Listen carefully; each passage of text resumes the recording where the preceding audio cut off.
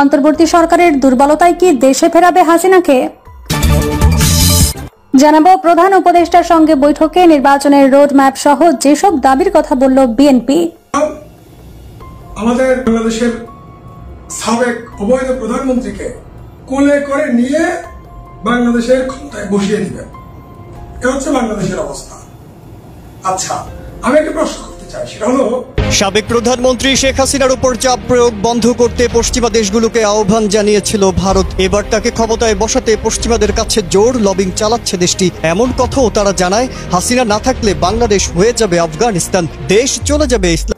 President নির্বাচিত হয়ে মোহাম্মদ ইউনূসের খোঁজ করেছিলেন ডোনাল্ড ট্রাম্প। নবনির্বাচিত মার্কিন প্রেসিডেন্ট তার প্রথম প্রশ্নই ছিল ঢাকার ওই মাইক্রোফিন্যান্স লোকটি কোথায়। সম্পর্ক বদলে গেল একটি পলকে। হয়তো ভাবছেন হঠাৎ বাংলা মুভির। আসসালামু আলাইকুম। ডক্টর ইউনূস ক্ষমতা থাকাকালীন আজকে সারা বাংলাদেশের ঘটনা ঘটেছে, তার মধ্যে থেকে আমি আজকে আপনাদেরকে এমন কিছু ভিডিও ফুটেজ দেখাবো যা দেখলে আপনারা সত্যি রীতিমতো অবাক হয়ে যাবেন। তাই বলছি সম্পূর্ণ ভিডিও জুড়ে আমার সাথে থাকবেন, তাহলে সবকিছু বুঝতে পারেন ইনশাআল্লাহ। ভিডিওতে চলে যাবো তার আগে আপনাদের কাছে ছোট একটা রিকোয়েস্ট, আপনি যদি আমার চ্যানেল নতুন দর্শক হয়ে থাকেন তাহলে চ্যানেলটি সাবস্ক্রাইব করে পাশে থাকা বেল আইকনটা বাজিয়ে দিতে ভুলবেন না। আর যারা অলরেডি আমার চ্যানেলটি সাবস্ক্রাইব করেছেন তাদেরকে জানাই অসংখ্য ধন্যবাদ। তো দর্শক চলুন আজকে সেই কাঙ্ক্ষিত ভিডিও ফুটেজগুলো আমরা ধারাবাহিক পর্যায়ক্রমে কয়েকটি ভিডিও ফুটেজ প্রমাণ সহকারে দেখে আসি। ট্রাম্প আমাদের বাংলাদেশের সাবেক অবৈধ প্রধানমন্ত্রীকে কোলে করে নিয়ে বাংলাদেশের ক্ষমতায় বসিয়ে দিবেন, এ হচ্ছে বাংলাদেশের অবস্থা। আচ্ছা, আমি একটা প্রশ্ন করতে চাই, সেটা হলো যে বিগত 16 বছরে শেখ হাসিনার আমলে আমেরিকার রাষ্ট্র ক্ষমতায় কারা কারা ছিল? ট্রাম্প ছিল, বাইডেন ছিল, ওবামা ছিল। ওরা কি শেখ হাসিনাকে ফেলেছিল সর্বশেষ? আমেরিকান সরকার যে বাংলাদেশকে নিয়ে অনেক ধরনের নাটক খেলেছে, ভারতের সাথে মিলে অনেক ধরনের নাটক খেলেছে, কিন্তু বাংলাদেশের জনগণের পক্ষ হয়ে তারা কি কিছু করেছে? করে না। তাহলে শেখ হাসিনাকে গদি থেকে নামানো কাজ আমেরিকা নামিয়েছে নাকি অন্য কোনো দেশ? পৃথিবীর কোন দেশ শেখ হাসিনাকে নামানোর ক্ষেত্রে, শেখ হাসিনাকে দৌড়ানোর ক্ষেত্রে, শেখ হাসিনা থেকে দেশ বাঁচানোর ক্ষেত্রে ভূমিকা রাখে নাই। তাহলে ভূমিকা রেখেছে কারা? জনগণ। যে বাংলাদেশের জনগণ সবাই মিলে ছাত্র জনতা সবাই মিলে শেখ হাসিনাকে তাড়িয়েছে, তাকে আমেরিকান সরকার বা ট্রাম্প সরকার কোলে করে বউয়ের মতো করে যে আবার বাংলাদেশে ক্ষমতা বসিয়ে দিবে। এই যে গাঁজাখুরি চিন্তা, বাজে চিন্তা আওয়ামী লীগের মাথায় কিলবিল করছে। আওয়ামী লীগের এই জঘন্য অবস্থা থেকে তারা ফিরতে চায়, তারা চায় যে কোনো ভাবে তারা ফিরুক। ট্রাম্প হাসিনাকে ক্ষমতায় বসিয়ে দিবে, সেই গ্যারান্টিটা আওয়ামী লীগ কিভাবে পেল? ট্রাম্প কি বাংলাদেশের রাজনীতি করে নাকি আমেরিকার রাজনীতি করে? ট্রাম্প কি বাংলাদেশের রাজনীতি করে নাকি বিশ্ব রাজনীতি করে? ট্রাম্প বিশ্ব রাজনীতিতে যে যুদ্ধ অবস্থা, সেই যুদ্ধ অবস্থার একটা বড় ধরনের পরিবর্তন করবেন, সেটা প্রথম থেকেই তার মুখ থেকে শোনা গেছে। যে ফিলিস্তিনের জনগণের সাথে যে লড়াই চলছে ইসরায়েলিদের, ইহুদিদের, ঠিক আছে, সেই লড়াই ট্রাম্প বন্ধ করবে, সেটা অনেকটা নিশ্চিত করে বলা যায়। সেটা তার বিভিন্ন কর্মকাণ্ডে এটা বোঝা হয়েছে, তাই না? এবং ট্রাম্প হচ্ছে একজন ব্যবসায়ী লোক, কখনো যুদ্ধ লাগিয়ে রাখা সেটা চায় না। ট্রাম্প হচ্ছে বিশ্বের যে যুদ্ধগুলো চলতেছে সেই যুদ্ধগুলো বন্ধের ভূমিকা রাখবে। হ্যাঁ, আরেকটা বিষয় হচ্ছে ডক্টর ইউনূস সাহেবের সাথে পুরো পশ্চিমা বিশ্বের সাথে একটা ব্যক্তিগত সম্পর্ক রয়েছে। সে যেরকম সম্পর্ক বাংলাদেশের রাজনীতিতে কোন রাজনৈতিক নেতৃত্বে কখনো ছিল না, কোন ব্যবসায়িক নেতৃত্বে কখনো ছিল না। যেহেতু ডক্টর ইউনূস পশ্চিমা বিশ্ব কেন্দ্রিক এক ধরনের সুসম্পর্ক দীর্ঘদিন গড়ে তুলেছে, স্বাধীনতার আগ থেকেই গড়ে তুলেছে, সেহেতু ওরা কি এই যে পতিত স্বৈরাচারকে বসিয়ে ইউনূস সাহেবকে সরিয়ে দিবে, এ ধরনের বাজে চিন্তা আওয়ামী লীগ কিভাবে করে বা আওয়ামী লীগের যারা লেসপেন্সার তারা কিভাবে করে, এটা আমার মাথায় আসে না। আওয়ামী লীগের অনেক লোকজন যারা চুপা আওয়ামী লীগ, প্রকাশ্য আওয়ামী লীগ, অপ্রকাশ্য আওয়ামী লীগ, তারা উৎসব করছে। সময়ই বলে দিবে যে ট্রাম্প ইউনূস সরকারকে সরাবে কিনা।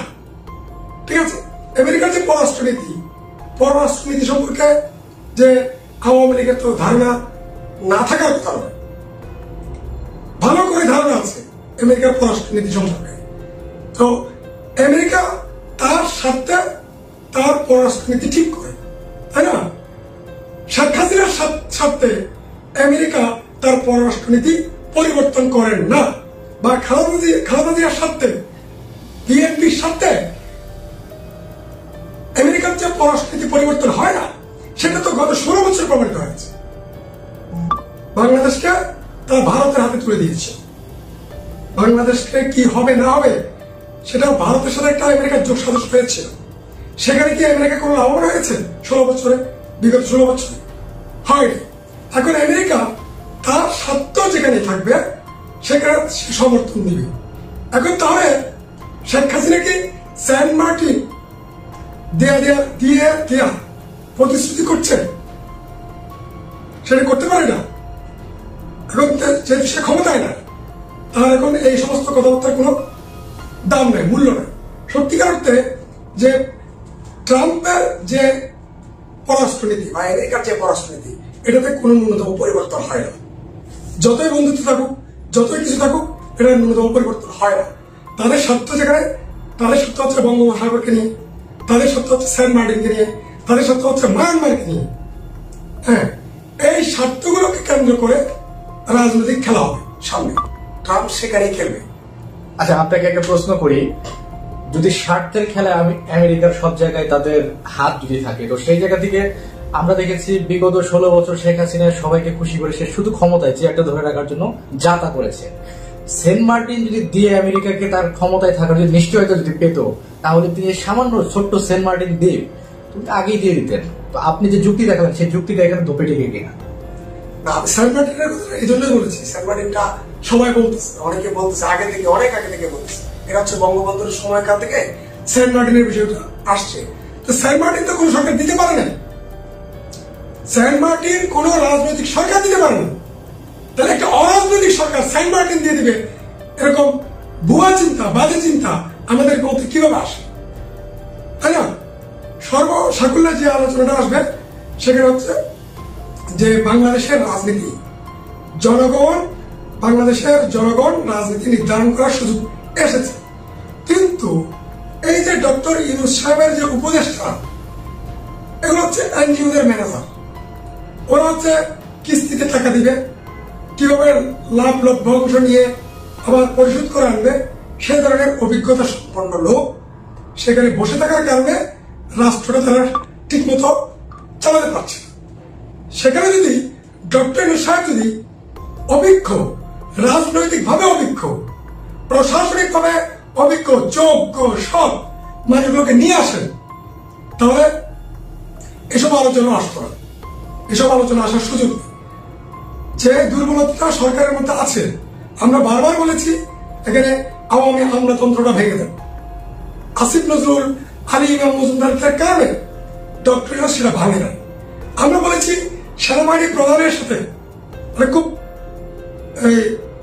আলোচনায় আসে যে হয়তো উনি ভয় করছেন যে ডক্টর ইউনূস সাহেব বা আসিফ নজরুলরা সেনাবাহিনী প্রধানকে সরিয়ে দিতে পারেন। তো সেনাপ্রধান তো বাংলাদেশের মানুষের সাথে ছিল, উনি যদি তার মেয়াদ পূর্ণ করতে পারেন, সেই নিশ্চয়তা যদি সরকার সেনাপ্রধানকে দেয়, তাহলে তো আর কোন ধরনের সমস্যা হওয়ার কথা। প্রেসিডেন্ট চুপ্পুকে যদি সরিয়ে ডক্টর যদি প্রেসিডেন্সিয়াল ক্ষমতা নেয় এবং সেনাবাহিনী প্রধানের সাথে বা আরো যারা আছে সেনাবাহিনীর ভিতরে তাদের সাথে যদি বুঝ পরামর্শ করে যদি প্রেসিডেন্সিয়াল ক্ষমতা নিয়ে যদি রাষ্ট্র চালায়, তাহলে এই যে আজে বাজে কথাগুলো ট্রাম্প শেখ হাসিনাকে কোলে করে রাষ্ট্র ক্ষমতায় বসিয়ে দিবে, ভারত থেকে নিয়ে এসে বসিয়ে দিবে, এই কথাগুলো আসতো না। এই জন্য ডক্টর ইউনূস সাহেবের সরকারকে বলি, ডক্টর ইউনূস সাহেবকে বলি বিশেষ করে, আপনাকে সবাই সম্মান করে, শ্রদ্ধা করে, কিন্তু রাজনৈতিক অনভিজ্ঞতার কারণে আপনি যে ফেল মারতেছেন, সেখান থেকে বাঁচা, দেশকে বাঁচা যে পদ্ধতিটা কি, আপনি যারা পুরনো রাজনীতিবিদ আছেন, যারা রানিং রাজনীতিবিদ, তারা অনেক ধরনের ফ্রডবাজি করেছে, করছে, করবে। যারা পুরনো পলিটিশিয়ান, যারা রাজনৈতিক দলগুলো নানা ধরনের অবিশ্বাসের কারণে, অগণতান্ত্রিকতার কারণে, অসাংগঠনিক আচরণের কারণে, লুটপাটের কারণে যারা 20 বছর 30 বছর ধরে রাজনীতি ছেড়ে দিয়েছে, সেই সমস্ত রাজনীতিবিদদেরকে নিয়ে আপনি সরকার নতুন ভাবে গঠন করতে পারেন। আসিফ নজরুলদেরকে সরিয়ে আপনি ভালো মানুষগুলো, যোগ্য মানুষগুলো, রাজনৈতিকভাবে প্রাজ্ঞ, প্রশাসনিকভাবে অভিজ্ঞ মানুষগুলোকে নিয়ে যদি আপনি সরকার গঠন করতে পারেন, তাহলে আওয়ামী লীগ যে নানা ধরনের চুচুর ভয় দেখাচ্ছে, ইসকন দিয়ে খেলা খেলছে, তাবলিগ দিয়ে খেলা খেলছে, আনসার বাহিনী দিয়ে খেলা খেলেছে, শ্রমিক আন্দোলন নিয়ে খেলা খেলছে, হ্যাঁ, এরকম নানা ধরনের খেলা, তারপরে ভারত থেকে পানি ছেড়ে দেওয়ার যে প্রক্রিয়া, হ্যাঁ, এগুলো দিয়ে খেলা খেলছে, সেগুলো কিচ্ছু খেলতে পারবে না যদি আপনার উপদেষ্টা কমিটিতে সত্যিকার অর্থে দেশপ্রেমিক, যোগ্য এবং রাজনৈতিকভাবে অভিজ্ঞ মানুষ যদি আপনার সরকারে থাকে এবং বিপ্লবীরা যদি সেখানে অংশ নেয় বা তাদেরকে সরকারে ঢুকান, তাহলে ভারতের বাবার ক্ষমতা নেই, ট্রাম্পের বাবার ক্ষমতা নেই, শেখ হাসিনা তার ক্ষমতা নাই যে ডক্টর ইউনূস সরকারকে কিছু করতে পারবে। এখনো পর্যন্ত বাংলাদেশের মেজরিটি পার্সেন্ট মানুষ ডক্টর ইউনূসের সাথে আছে। আপনাকে আবেদন করবো, আহ্বান করবো, বাজার সিন্ডিকেট ভেঙে দেন, দ্রব্য মূল্যের ঊর্ধ্বগতি কমিয়ে দেন, দুর্নীতিবাজদেরকে ধরেন এবং তাদের থেকে টাকা উদ্ধার করেন, অর্থ পাচারের টাকা, লুটপাটের টাকা উদ্ধার করেন এবং লুটপাটকারীদের, অর্থ পাচারকারীদের সম্পত্তি এবং ক্যাশ টাকা বাজেয়াপ্ত করেন, রাষ্ট্রের রাজস্ব খাতে নিয়ে আসেন। দুইটা কাজ করলে হবে। এই দুটি কাজ যদি আপনি করতে পারেন, সাথে সাথে আওয়ামী আমলাতন্ত্র যদি আপনি ভেঙে দিতে পারেন, ট্রাম্পের জুজুর ভয় ধূলিসাৎ হয়ে যাবে। আর ট্রাম্প শেখ হাসিনার মতো সাইকো না, ট্রাম্প শেখ হাসিনার মতো সাইকো না, যেখানে একটা গণঅভ্যুত্থান হয়েছে, যে দেশের রাষ্ট্রনায়ক, অবৈধ প্রধানমন্ত্রী দেশ ছেড়ে পালিয়ে গেছে, তাদের লক্ষ কোটি কর্মীদেরকে অনিরাপদে রেখে সেই পালিয়ে যাওয়া প্রধানমন্ত্রী খুনি হাসিনাকে ট্রাম্প কোলে করে এখানে এনে বসাই দিবেন, সেরকম গাঁজাখুরি চিন্তা আওয়ামী রাজনীতিবিদদের মাথায় ছাড়া আর কারো মাথায় আসার কথা না। আচ্ছা, ট্রাম্প কি ভারতকে থ্রেট দিয়ে হাসিনাকে বাংলাদেশে পাঠিয়ে বিচারের আওতায় আনার কোনো প্রক্রিয়ায় থেকে সামিল হতে পারে কিনা, বা আপনার এই বিষয়ে কোনো মানে ট্রাম্প এখন তো শেখ হাসিনা ভারতের পলায়ন অবস্থায় বা যেভাবে আছে ভারতের শেল্টারে আছে, ভারতকে বাধ্য করবে কিনা ট্রাম্প যে বাংলাদেশে হাসিনাকে ফিরিয়ে দেওয়ার জন্য? কারণ ট্রাম্প তো হচ্ছে একটা জনগণের ভোটে এখানে হচ্ছে একটা গণতান্ত্রিক সরকার গঠন করেছে, আওয়ামী লীগ তো গণতান্ত্রিক সরকার না। সেই জায়গা থেকে ট্রাম্প তাদের যে গণতান্ত্রিক চর্চা সেটাকে ধরে রাখার জন্য তাকে বিচারে আওতায় আনার কোন প্রক্রিয়া তিনি জানেন কিনা? না, এটা হচ্ছে পুরোপুরি বাংলাদেশ নির্ভর আলোচনা, যে বাংলাদেশের জনগণ যদি চাচ্ছে যে শেখ হাসিনাকে, খুনি গণহত্যাকারী শেখ হাসিনাকে ভারত থেকে এনে এখানে শাস্তির মুখোমুখি করা, বিচারের মুখোমুখি করা, বাংলাদেশের জনগণের চাপ যত শক্তিশালী হবে, তত বিশ্ব শক্তিগুলো এবং ডক্টর ইউনূসের যে পাওয়ার, ইন্টারন্যাশনাল যে পাওয়ার ডক্টর ইউনূসের, তিনি যদি সেটা যথাযথভাবে কাজে লাগাতে পারেন। প্রেসিডেন্ট নির্বাচিত হয়ে মোহাম্মদ ইউনূসের খোঁজ করেছিলেন ডোনাল্ড ট্রাম্প। নবনির্বাচিত মার্কিন প্রেসিডেন্ট তার প্রথম প্রশ্নই ছিল ঢাকার ওই মাইক্রো ফিন্যান্স লোকটি কোথায়। সম্পর্ক বদলে গেল একটি পলকে। হয়তো ভাবছেন হঠাৎ বাংলা মুভির জনপ্রিয় এই গানটি দিয়ে কেন ভিডিওটি শুরু করলাম। উত্তর হচ্ছে যে ডোনাল্ড ট্রাম্পের রাষ্ট্রপতি নির্বাচিত হওয়ার পর আনন্দোল্লাস করেছিল পশ্চিমবাংলার মিডিয়া, এবার তাদের মুখে বিষণ্ণতার ছাপ। ডক্টর মোহাম্মদ ইউনূসের নেতৃত্বে ছাত্র জনতার সরকারকে ডোনাল্ড ট্রাম্প উৎখাত করবে, এমন স্বপ্নে বিভোর হয়েছিল দাদারা। এবার তারা নিজেরাই বলছে শেখ হাসিনাকে ফিরিয়ে নিয়ে আসবে না ডোনাল্ড ট্রাম্প, বরং ডক্টর ইউনূসের সাথেই তৈরি করবে বন্ধুত্ব। এভাবে ডোনাল্ড ট্রাম্পের কাছ থেকে ছেঁকা খাবে মোদি, তা হয়তো কল্পনাও করতে পারেনি ভারতীয় মিডিয়া। এতদিনের আনন্দ উল্লাস যেন মুহূর্তেই শোকে পরিণত হয়েছে। এ নিয়ে কি বলছে ভারতীয় পশ্চিমবাংলার মিডিয়া, আসুন তা দেখি। ট্রাম্প জিততেই থরথর করে কাঁপছে ইউনূস সরকার, মানে বাংলাদেশের কথা বলছি।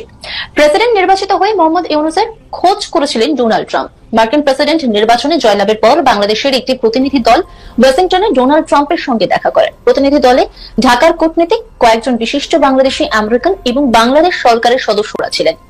আনুষ্ঠানিক আলাপ পরিচয়ের পর প্রতিনিধি দলের কাছে নবনির্বাচিত মার্কিন প্রেসিডেন্ট তার প্রথম প্রশ্নই ছিল ঢাকার ওই মাইক্রো ফিন্যান্স লোকটি কোথায়। মোহাম্মদ ইউনূসকে ইঙ্গিত করে ট্রাম্প বলেন, আমি শুনছি তিনি আমাকে হারানোর জন্য পৃষ্ঠপোষকতা করেছেন। প্রতিনিধি দলের এক সদস্য জানান, ট্রাম্পকে দেখে মনে হয়েছিল তিনি মোহাম্মদ ইউনূসকে একেবারেই পছন্দ করেন না। ঘটনাটি 2016 সালের। চলতি বছরের অগস্টে হাসিনা সরকারের পতনের পর অন্তর্বর্তীকালীন সরকার গঠিত হয়েছে। মোহাম্মদ ইউনূস নেতৃত্বে এই অন্তর্বর্তীকালীন সরকারই এখন চালাচ্ছে বাংলাদেশ। দ্বিতীয়বার হোয়াইট হাউসে ফিরছেন ট্রাম্প। বিশেষজ্ঞদের একাংশ মনে করছেন ডেমোক্রেটদের প্রতি ইউনূসের অনুদান ভুলে যাননি তিনি। ইউনূসের নেতৃত্বে বাংলাদেশের সংখ্যালঘুদের, বিশেষ করে হিন্দুদের উপর যে অত্যাচার চলছে তার জের আমেরিকা অবধি পৌঁছেছে। এটা একটা বড় প্রশ্ন। আমি ভাবছিলাম এটা করবো যে এরপরে কি শেখ হাসিনা দেশে ফিরতে পারবেন? দেখুন, মানে শেখ হাসিনারকে নিয়ে আমেরিকার খুব একটা মাথা ব্যথা নেই, যে কে ফিরলো না ফিরলো আমেরিকা ওই ব্যক্তি। কিন্তু এটা বড় বাজার তো। আমি বলছি সেটা ঠিকই প্রশ্ন করেছেন, যে অনেকেই হয়তো ভাবছে এবার বুঝি শেখ হাসিনার। ভারতীয়রা ভেবেছিল নরেন্দ্র মোদীকে ডোনাল্ড ট্রাম্প নিজের বন্ধু বলে মনে করে, আর তাই বন্ধুর মন রাখতে বাংলাদেশের ছাত্র জনতার সরকারকে উৎখাত করবে। এরপর ভারত শেখ হাসিনাকে আবারও বাংলাদেশের রাষ্ট্র ক্ষমতায় বসাবে। বাংলাদেশকে শাসন এবং শোষণ করতে হলে শেখ হাসিনার বিকল্প তাদের হাতে নেই। ডক্টর মোহাম্মদ ইউনূসের নেতৃত্বাধীন ছাত্র জনতার সরকার ভারতের চোখে চোখ রেখে কথা বলছে, সকল পাওনা কড়াই গণ্ডায় বুঝে নেওয়ার কথা বলছে, ভারতের একতরফা সুবিধা পাওয়া সকল প্রকল্প বাতিল করছে। নতুন অন্তর্বর্তীকালীন সরকারের এমন কর্মকাণ্ড দেখে ঘুম হারাম ভারতের। ডোনাল্ড ট্রাম্পই ছিল তাদের একমাত্র ভরসা। তবে এখন সেই ডোনাল্ড ট্রাম্পও ছেঁকা দিতে চলছে বলে আশঙ্কা করছে ভারতীয় বিশেষজ্ঞরা। ডক্টর মোহাম্মদ ইউনূসের সাথে অতীতে খারাপ সম্পর্ক থাকলেও একজন নোবেলজয়ীর সাথে পাঞ্জা নিবে না ডোনাল্ড ট্রাম্প। প্রিয় দর্শক, আজকের ভিডিও এ পর্যন্তই। ভিডিও সম্পর্কে আপনার গুরুত্বপূর্ণ মতামত কমেন্ট বক্সে জানিয়ে দিন আমাদের। সেই সাথে ভিডিও শেয়ার করে দেখার সুযোগ করে দিন আপনার বন্ধুদের। পরবর্তী ভিডিও দেখার তো সম্মানিত দর্শক শ্রোতা, আশা করছি আপনারা এই সম্পূর্ণ ভিডিও ফুটেজটা মনোযোগ সহকারে দেখেছেন। অন্তর্বর্তী সরকারের প্রধান উপদেষ্টা ডক্টর মোহাম্মদ ইউনূস ক্ষমতা থাকাকালীন আজকে সারা বাংলাদেশে কি হয়েছে তাও বুঝতে পেরেছেন। এই বিষয়ে আপনাদের গুরুত্বপূর্ণ মতামত অবশ্যই কমেন্ট করবেন। চলুন আমরা এই বিষয়ে আরো একটা গুরুত্বপূর্ণ ভিডিও ফুটেজ প্রমাণ সহকারে। টাইম সাময়িকীর বিশ্লেষণ, অন্তর্বর্তী সরকারের দুর্বলতায় কি দেশে ফেরাবে হাসিনাকে? জানাবো প্রধান উপদেষ্টার সঙ্গে বৈঠকে নির্বাচনের রোড ম্যাপ সহ যেসব দাবির কথা বলল বিএনপি। এবং সর্বশেষ জানাবো ভারতের পলিটিক্সে বাংলাদেশ যেভাবে মর্যাদা হারালো। এতক্ষণ শুনছিলেন সংবাদ শিরোনাম, এবার বিস্তারিত। টাইম সাময়িকীর বিশ্লেষণ, অন্তর্বর্তী সরকারের দুর্বলতায় কি দেশে ফেরাবে শেখ হাসিনাকে? ছাত্র জনতার গণ অভ্যুত্থানের মুখে গত 5 আগস্ট দেশ ছাড়তে বাধ্য হয়েছেন আওয়ামী লীগ সভানেত্রী ও সাবেক প্রধানমন্ত্রী শেখ হাসিনা। বর্তমানে ভারতে রয়েছেন তিনি। শেখ হাসিনা দেশ ত্যাগের পর থেকে আওয়ামী লীগ নিষ্ক্রিয়। ইতিমধ্যে নোবেলজয়ী অর্থনীতিবিদ ডক্টর মোহাম্মদ ইউনূসকে প্রধান উপদেষ্টা করে একটি অন্তর্বর্তী সরকার গঠিত হয়েছে। সেই সরকার এবং সরকারের সমর্থকরা তাকে দেশে ফিরিয়ে বিচারের মুখোমুখি করতে চাইছেন। তবে ভারতের সঙ্গে আওয়ামী লীগ এবং শেখ হাসিনার যে ঘনিষ্ঠ সম্পর্ক, তাতে এই মুহূর্তে তাকে দেশে ফেরত আনা যে প্রায় অসম্ভব, তা বর্তমান অন্তর্বর্তী সরকার ও সরকারের সমর্থকরাও জানেন। শেখ হাসিনা যখন দেশ ত্যাগের পরবর্তী কয়েক সপ্তাহ সবার মধ্যে এমন একটি ধারণা দৃঢ় ছিল যে 75 বছর বয়সী আওয়ামী লীগ সভানেত্রীর বাকি জীবন কাটবে নির্বাসিত অবস্থাতেই। কোটা সংস্কার আন্দোলন এবং তার পরবর্তী ফলাফল দেশে বিদেশে শেখ হাসিনার এমন নেতিবাচক ভাবমূর্তি তৈরি করেছে যে বাংলাদেশের রাজনীতিতে তার ফেরা আর সম্ভব হবে না। তবে সম্প্রতি এই ধারণা বা বিশ্বাস ধীরে ধীরে ফিকে হয়ে যাওয়ার অবস্থাও তৈরি হচ্ছে। আন্তর্জাতিক রাজনীতি বিশ্লেষকদের একাংশ বলছেন, বাংলাদেশের রাজনীতির যে নেতৃত্ব শূন্যতা, সেটি একসময় শেখ হাসিনাকে দেশে ফিরে আসার পথ এবং রাজনীতি করার সুযোগ তৈরি করে দেবে। নরওয়ের অসলো বিশ্ববিদ্যালয়ের শিক্ষক, গবেষক এবং বাংলাদেশের নাগরিক মোবাশ্বের হাসান এ প্রসঙ্গে টাইম সাময়িকীকে বলেন, বর্তমানে ক্ষমতাসীন সরকার বৈধতা রয়েছে, জনসমর্থন রয়েছে, কিন্তু এই সরকার নির্বাচিত কোনো সরকার নয়।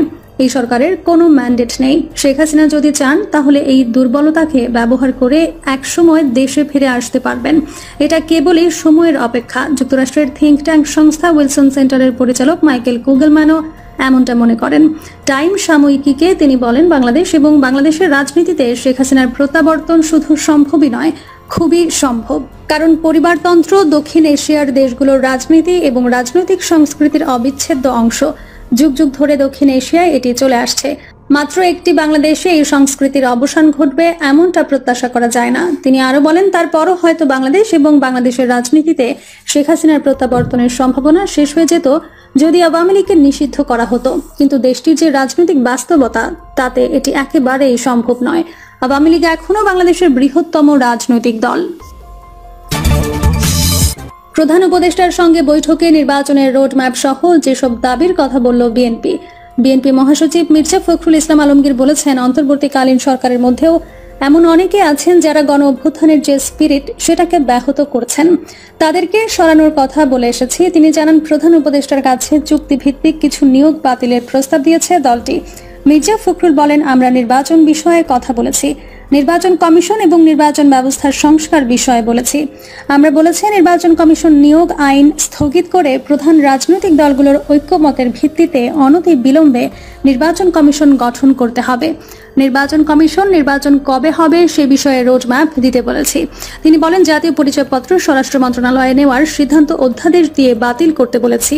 বিতর্কিত কোনো ব্যক্তি যেন নির্বাচন সংস্কার কমিটিতে না যায় সেটা আমরা বলেছি। ফ্যাসিস্ট সরকারের সময় ভুয়া ভোটের মাধ্যমে হওয়ার সকল ইউনিয়ন পরিষদ বাতিল করতে বলেছে। সেই সঙ্গে 2014, 18 ও 24 সালে নির্বাচনের সময় যারা প্রধান নির্বাচন কমিশনার ছিলেন তাদের সহ ভুয়া ও পক্ষপাতদুষ্ট নির্বাচন আয়োজনকারীদের বিরুদ্ধে ব্যবস্থা নেওয়ার দাবি জানিয়েছি। তিনি আরো বলেন, নির্বাচন ব্যবস্থাকে ধ্বংস করার মূল হোতা ও তত্ত্বাবধায়ক সরকার বাতিল করার মূল নায়ক বিচারপতি খায়রুল হকের বিরুদ্ধে আইনগত ব্যবস্থা নেওয়ার কথা বলেছি রাষ্ট্রদ্রোহিতার অপরাধে। তিনি বলেন, প্রশাসনের যারা ফ্যাসিস্ট সরকারের আমলে তাদের দোষর হয়ে লুটপাট, অনাচার, অত্যাচার, গুম, খুন, গণহত্যায় সহায়তা করেছেন তাদের বেশিরভাগই এখনো বহাল তবিয়তে স্ব জায়গায় আছেন। অবিলম্বে তাদের সরিয়ে নিরপেক্ষ ব্যক্তিদের আনার কথা আমরা বলেছি।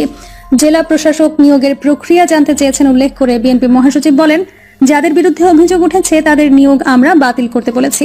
সেই সঙ্গে যোগ্য ব্যক্তিদের তালিকা করতে বলেছি। তিনি বলেন, গত 15 বছর ধরে যেসব সরকারি কর্মকর্তা পদোন্নতি বঞ্চিত রয়েছেন তাদের ভূতাপেক্ষ পদোন্নতি নিশ্চিত করার কথা বলে এসেছি।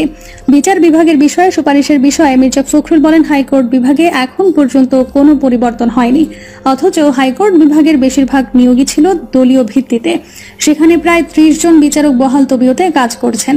তাদের ব্যাপারে প্রয়োজনীয় আইনগত ব্যবস্থা নেওয়ার কথা আমরা বলেছি। তিনি বলেন, আমরা লক্ষ্য করেছি যাদের দুর্নীতি, হত্যার মতো সুনির্দিষ্ট অভিযোগের পরিপ্রেক্ষিতে গ্রেপ্তার করা হচ্ছে তাদেরকে জামিন দেওয়া হচ্ছে। এটা অত্যন্ত উদ্বেগজনক, এটা আমরা দেখার জন্য বলেছি। তিনি আরো বলেন, 2007 থেকে 2024 সালের মধ্যে 5 আগস্ট পর্যন্ত আওয়ামী শাসনামলে দায়ের করা সব মিথ্যা, গায়েবী, ভুয়া, সাজানো উদ্দেশ্য প্রণোদিত মামলা প্রত্যাহারের জন্য নীতিগত সিদ্ধান্ত ঘোষণা এবং প্রয়োজনীয় ব্যবস্থা নিতে বলেছি। কিছু আমলা পুলিশ কর্মকর্তার সাবেক মন্ত্রী দেশ ছেড়ে পালিয়ে যাচ্ছেন। কিভাবে পালাচ্ছেন, কার সহযোগিতায় পালাচ্ছেন সেই বিষয়গুলো আমরা দেখার জন্য বলেছি। আরেকটি বিষয় আমরা জোর দিয়ে বলেছি, শেখ হাসিনা ভারতে আছেন, তাকে কেন্দ্র করে তার মাধ্যমে যেসব অপপ্রচার চলছে সেটা হচ্ছে কারণ তিনি ভারতে আছেন। এই বিষয়ে ভারত সরকারের সঙ্গে আলোচনা করার জন্য এবং তাকে ওই অবস্থান থেকে সরিয়ে দেওয়ার জন্য আমরা সরকারকে অনুরোধ করেছি, যোগ করেন তিনি। পার্বত্য চট্টগ্রামের বিষয়ে তিনি বলেন, পার্বত্য চট্টগ্রামের ব্যাপারটা গভীরভাবে দেখে সেখানে কারা এই ঘটনাগুলোর সঙ্গে জড়িত তাদের বিরুদ্ধে ব্যবস্থা নেওয়ার জন্য আমরা বলেছি। গুম খুনের সঙ্গে যারা জড়িত ছিল তাদের মধ্যে একমাত্র জিয়াউল হাসান ছাড়া আর কাউকেই ধরা হয়নি বলে মন্তব্য করেন মির্জা ফখরুল। অবিলম্বে গুম খুনের সঙ্গে জড়িতদের চিহ্নিত করে গ্রেপ্তার ও ব্যবস্থা নেওয়ার দাবি জানিয়েছেন বলে উল্লেখ করে মির্জা ফখরুল। জাতিসংঘের প্রতিনিধি দলকে বিভিন্ন বিভাগের কর্মকর্তারা সহযোগিতা করছেন না বলে দাবি করে মির্জা ফখরুল। তিনি বলেন, আপনারা দেখছেন পূজাকে কেন্দ্র করে সনাতনী ধর্মের কিছু মানুষ, সবাই না, অত্যন্ত পরিকল্পিতভাবে জনগণকে উস্কে দিচ্ছে বাংলাদেশের বিরুদ্ধে। তারা অপপ্রচার চালাচ্ছে যে হিন্দু সম্প্রদায়ের উপর অত্যাচার হচ্ছে, নির্যাতন হচ্ছে, যেটা সর্বে মিথ্যে।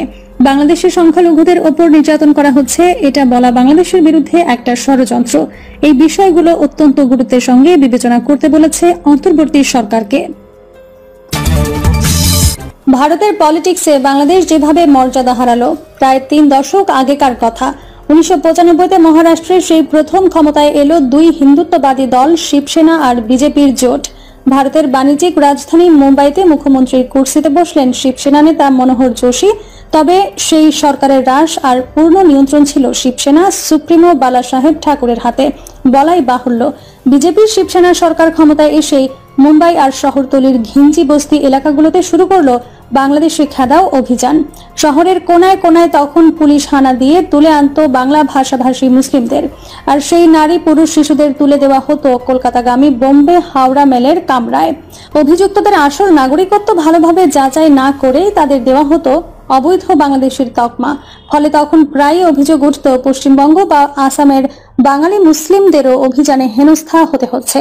ভারতের একটি রাজ্য সরকারের যেহেতু দেশ থেকে ডিপোর্ট করার ক্ষমতা নেই, তাই এই তথাকথিত অবৈধ অনুপ্রবেশকারীদের রাজ্য ছাড়া করে দায় সারত মহারাষ্ট্র সরকার।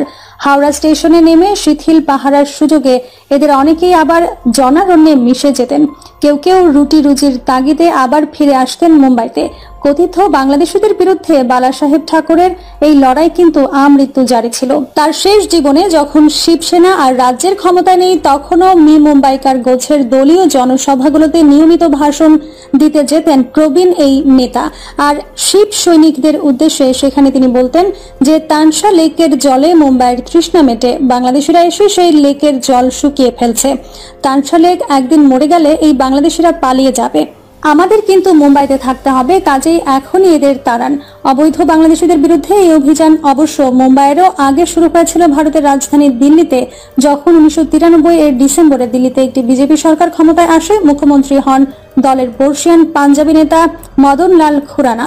রাজধানীর হিন্দু ভোট ব্যাংক সুসংহত করার চেষ্টায় বিজেপিও তখন প্রচার শুরু করেছিল।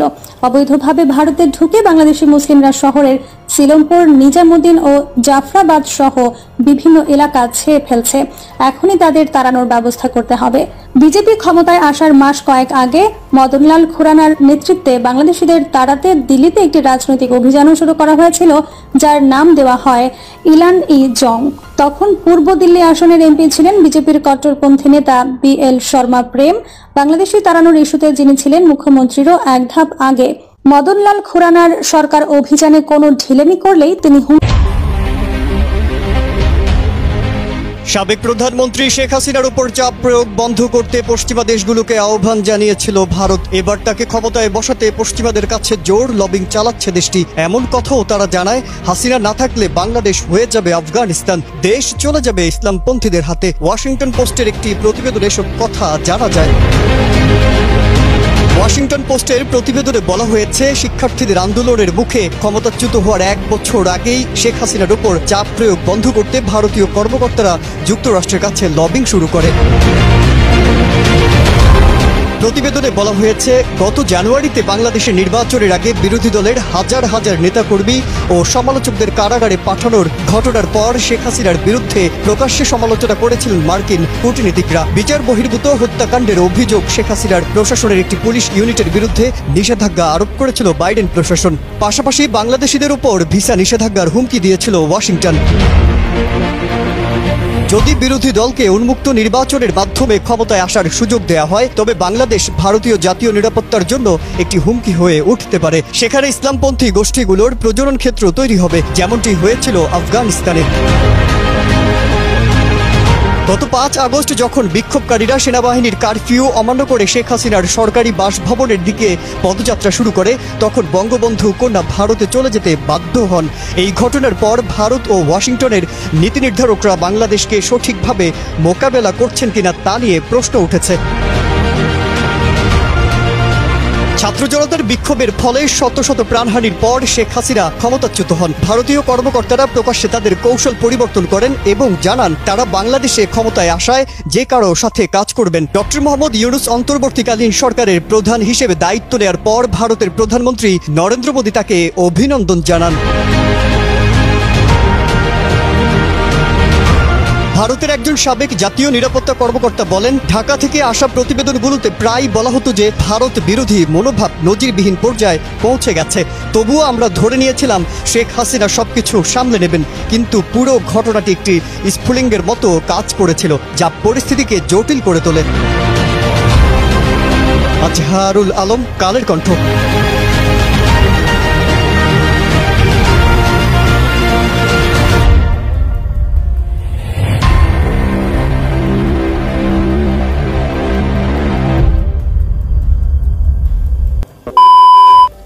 তো সম্মানিত দর্শক, আশা করছি আপনারা এই দুইটা ভিডিও ফুটেজে মনোযোগ সহকারে দেখেছেন। অন্তর্বর্তী সরকারের প্রধান উপদেষ্টা ডক্টর মোহাম্মদ ইউনূস ক্ষমতা থাকাকালীন আজকে সারা বাংলাদেশে কি হচ্ছে তাও বুঝতে পেরেছেন। এই বিষয়ে আপনাদের গুরুত্বপূর্ণ মতামত অবশ্যই কমেন্ট করবেন।